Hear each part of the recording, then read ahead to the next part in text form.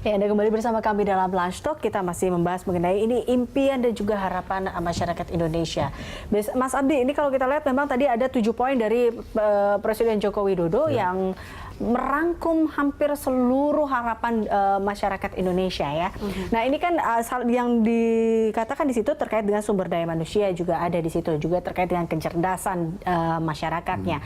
Apakah di sini juga berarti dalam kata lain Presiden juga mengetahui bahwa dari sumber daya manusianya dan juga pendidikannya ini masih kurang seperti itu? Saya tidak bisa mewakili beliau ya untuk menjawab. Tapi saya rasa demikian ya kalau dilihat dari impian beliau sendiri. Tapi dan Anda melihatnya bahwa 7 impian itu memang mewakili dan itu juga menjadi salah satu harapan. Iya, sangat mewakili. Ya, dari 7 impian dari yang kita baca dari 34 provinsi ya. Oke, baik. Nah, Pak Komar, selain kecerdasan ada juga harapan atau impian dari Presiden Joko Widodo seperti masyarakat Indonesia yang menjunjung tinggi pluralisme, budaya, religius, dan menjunjung nilai-nilai etika. Secara sadar itu kemudian dituliskan oleh Pak Presiden Joko Widodo. Berarti secara sadar juga Pak Presiden kemudian sangat paham dengan kondisi negara kita yang masih belum sampai pada harapan atau impian kesempurnaan impian itu sendiri, begitu Pak Komar ya? Saya pikir itu common sense ya. Yang pertama kita sadari, kita syukuri gini. Indonesia ini satu keajaiban sejarah. Bangsa yang begitu plural, etnisnya, agamanya, bisa bertahan dan komitmen Indonesia masih kuat. Ini keajaiban sejarah. Bandingkan Timur Tengah yang penduduknya nggak seberapa, terbagi menjadi 22 negara, berantem terus-terusan. Bahkan rakyatnya jadi pengungsi, gitu. Ini keajaiban dan semangat keindonesiaan itu kuat sekali. Tapi kalau ini tidak diikuti dengan misalnya kesejahteraan yang merata dan adil, ibarat tubuh ini nanti ada bagian-bagian yang stroke, kan bahaya, nggak sehat itu kan. Bisa macam-macam. Jadi kesejahteraan, keadilan, kecerdasan. Dulu pernah ada masa waktu Orde Baru itu yang penting kuenya besar dulu, ekonomi naik dulu. Dengan demikian nanti akan ada trickle down effect, nanti akan sejahtera merata. Dulu Pak Sujatmoko dan Pak Hatta tidak begitu. SDM utamakan, keadilan utamakan, kemudian sambil memperbanyak kue. Nah kemarin kue besar nggak merata. Nah ini tidak bisa. Jadi sekarang ini harus bareng. Dan sebab kalau tidak, mimpi keindonesiaan ini bisa bahaya.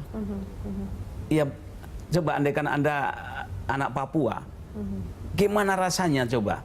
Kesehatan tertinggal, pendidikan tertinggal. Sementara Freeport menjadi isu terus-terusan. Berapa kekayaannya diambil, itu menyakitkan. Kalau Anda jadi orang Aceh, sakit itu.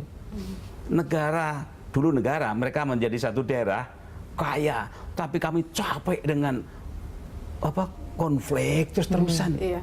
Gitu. Nah ini harus diakhiri.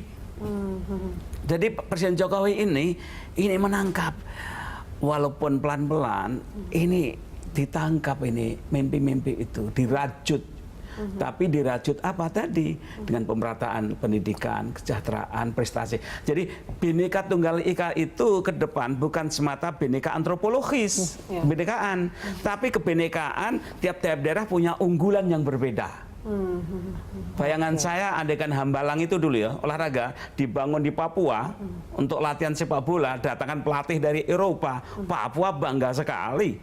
Unggulan sepak bola Indonesia apa? Papua. Betul. Misalnya gitu. Ini lebih tahu ini. Nah, Mas Abdi ini kan awalnya digagas, kemudian direalisasikan, berkeliling sampai 34 provinsi. Ini awalnya sudah atas pengetahuan Presiden Joko Widodo atau setelah itu kemudian ujuk-ujuk bertemu Presiden, Pak ini loh mimpi masyarakat kita gitu? Awalnya dari gerakan Ayo Kerja yang dicanangkan beliau di Aceh. Ya. Setelah dicanangkan Ayo Kerja, kan timbul pertanyaan, ayo kerja, kerjaannya mana? Jadi terus kita berpikir apa ya untuk mengawali program Ayo Kerja ini ya. Kita berkumpul teman-teman para berbagai macam elemen masyarakat gitu. Terus kita sampai pada kesimpulan bahwa untuk mempunyai semangat kerja tadi, kita harus punya impian gitu, impian bersama. Nah, di situ awalnya.